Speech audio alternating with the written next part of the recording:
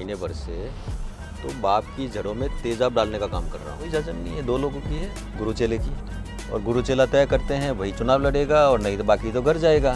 तो कराना का पानी को लेकर भी ये बात आ रही है कि बोलेंगे पानी तो लाएंगे लेकिन तारीख नहीं बताएंगे। तो गहलोत मुख्यमंत्री था तब सत्ता में भागीदार था, पानी लेके आता तो हमको समझ में आता राजकुमार ने कुछ किया। तो ये राजकुमार जी रहत कहते हैं कि मंदिर जाना गलत है, पूजा करना गलत है, तो इनका कौन सा ज्ञान उनको कोई साक्षात्कार हुआ था क्या? कुमार रोत ये कहता है कि मैं आदिवासी का ठेकेदार हूँ, वो कहता है कि आदिवासी हिंदू नहीं है।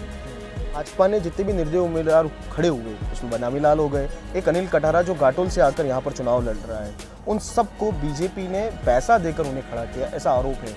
इन बाप का ये है कि अगर किसी ने कहा कि मैं निर्दलीय चुनाव लड़ूंगा तो उसको धमकाने का काम है। कैसे देखते हैं राजकुमार रूत, एक 31 साल का युवा जो इतनी बड़ी टक्कर बन गया, बीएपी आ गई।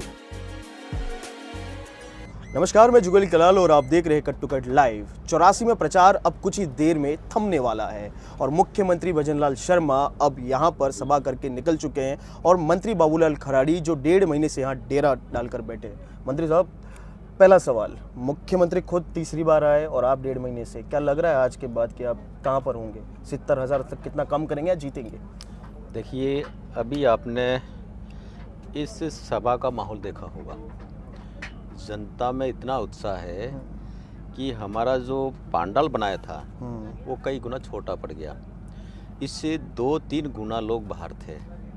तो इससे लगता है कि जनता में उत्साह कितना है, क्योंकि जिस मुद्दों को लेकर के, जिस प्रकार के सपने दिखा करके ये बाप पार्टी आई थी, वो सपने आदि जनता के पूरे नहीं कर पाए, और नहीं कर पाए तो जनता ने देखा कि ये तो एक तरह से हमारे साथ धोखा है, तो उन्होंने मूड बना लिया है और 13 तारीख को निश्चित रूप से भारतीय जनता पार्टी के पक्ष में मतदान करेंगे और निश्चित रूप से भारतीय जनता पार्टी हम 84 विधानसभा सीट जीतेंगे। लोकसभा सांसद जो राजकुमार रोत हैं वो आपको आरोप लगाते हैं कि 84 में तो मंत्री मजे मार रहा है। देखिए, मज़े मारना ये मेरी शब्दावली में नहीं है, हमारे संस्कार में भी नहीं है।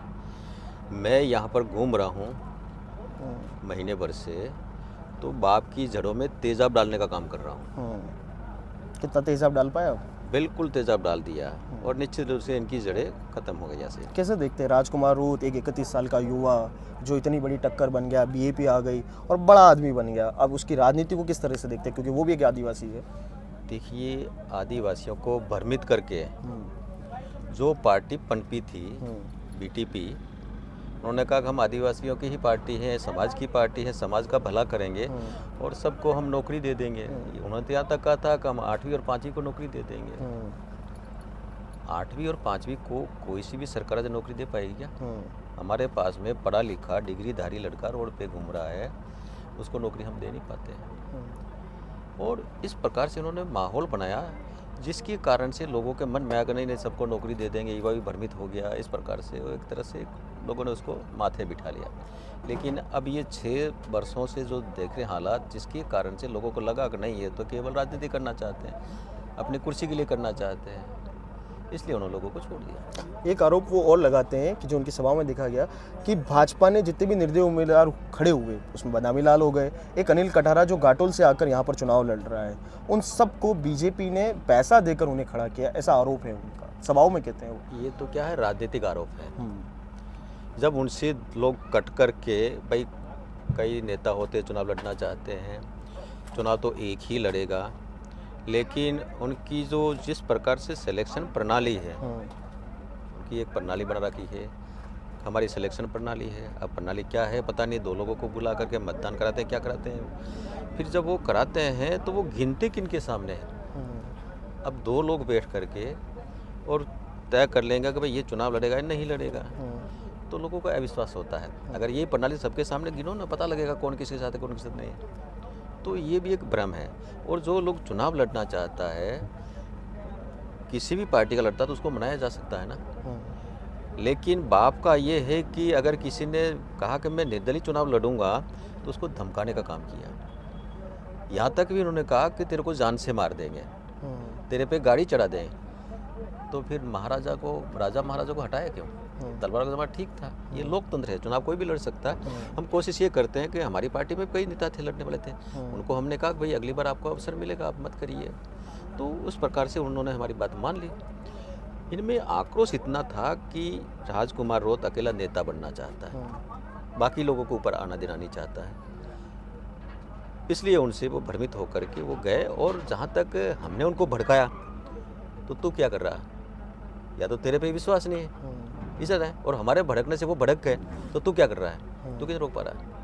एक आपकी पार्टी जो आरोप लगाती है, विपक्ष दूसरी कांग्रेस भी लगाती है कि राजकुमार ने आदिवासी समाज को बेच दिया, लेकिन राजकुमार कहते हैं कि वो बताए कि मैंने समाज को बेचा कैसे, मैंने तो समाज को जागरूक किया, ऐसा वो ऐसा कहते हैं। देखिए,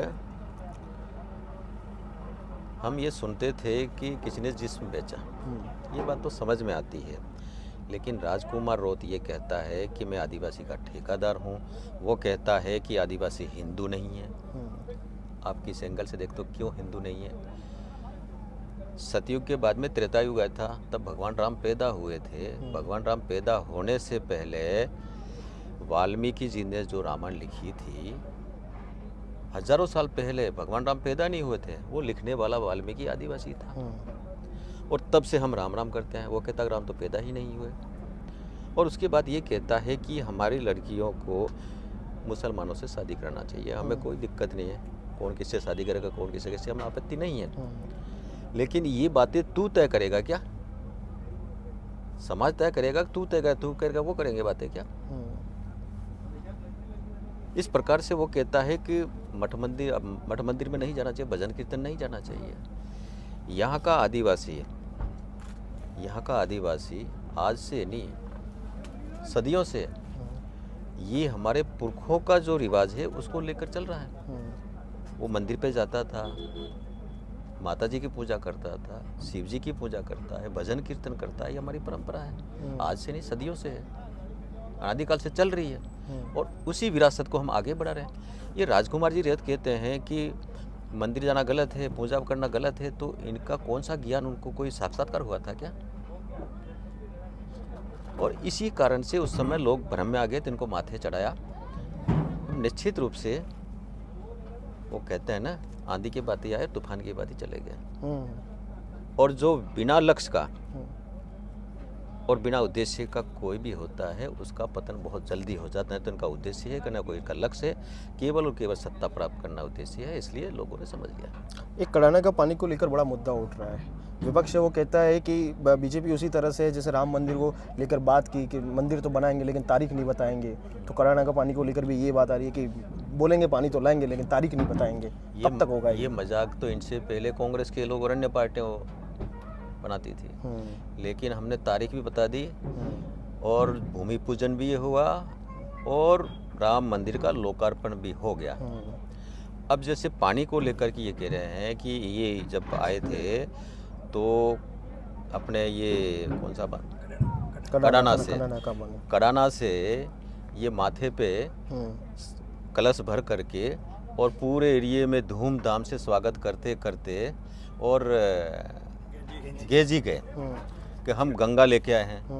मैंने लोगों से पूछा कि भाई गंगा आपके घरों में या आसपास में घूम रही है कहीं, कि नहीं घूम रही है। राजकुमार से बस है क्या जो पानी लेके आते हैं, ऐसी बातें क्यों बोलनी पड़े।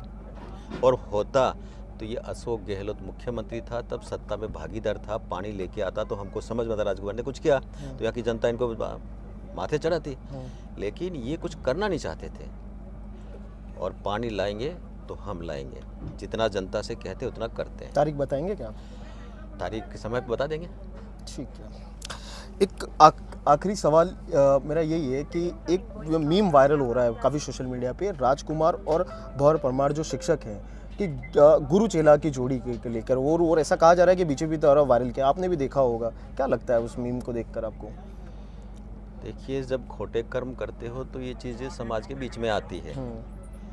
जब आप कहते हो समाज की जाजम, समाज की पार्टी, जाजम व्यवस्था को कैसे देखते हैं? कोई जाजम नहीं है, दो लोगों की है, गुरु चेले की, और गुरु चेला तय करते हैं वही चुनाव लड़ेगा, और नहीं तो बाकी तो घर जाएगा। गुरु चेला कौन? अब ये जो आप नाम ले रहे हो, मैं उसका नाम नहीं लेना चाहता क्योंकि वो नौकर है, उसका काम नहीं है राजनीति करना। और वो जिस दिन राजनीति में आएगा तो उस दिन हम उसको घर भेजने का काम करेंगे। अगर उसको राजनीति का शौक है तो नौकरी छोड़ के आ जा, पता लग जाएगा, चुनाव लड़े सामने पता लग जाएगा। मतलब विश्वास पूरा का पूरा टूट गया। युवा कितना युवा बाप छोड़ छोड़ करके भारतीय जनता पार्टी में आ रहा है, और जो चुनाव लड़ रहे हैं उनको भी धमकियां मिल रही है।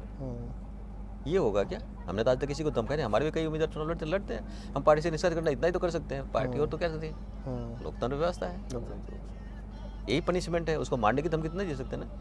तो लोकतंत्र खत्म हो जाएगा क्या? तुम 2 लोग का तय करोगे, वो नेता, बाकी घर बैठेगा, बाकी तुम्हारी जाजम बिछाता रहेगा क्या? ठीक है, ये हमारे साथ थे जो टीडी मंत्री है बाबूलाल खराड़ी। इनका 1.5 महीने से ये हर नुक्कड़, हर गली और हर मोहल्ले पर पहुंच रहे हैं। इनकी भी साख कहीं ना कहीं दाव पर है, क्योंकि मंत्री बनने के बाद पहला काम उन्हें सौंपा गया है जो पार्टी की तरफ से कि 84 कैसे भी करके जिताना है, और इसलिए 1.5 महीने से यहाँ है और पूरा कॉन्फिडेंट है कि 84 वो जीत रहे हैं, और उलट फर्क की संभावना वो भी बता रहे हैं। अब देखते हैं कि क्या होगा। हम भी आपके साथ हैं और हम भी बताएंगे कि मंत्री का 1.5 महीने का दौरा कितना सफल रहा, या फिर बीएपी एक बार फिर से बाजी मार जाएगी। देखते रहिए कट टू कट लाइव।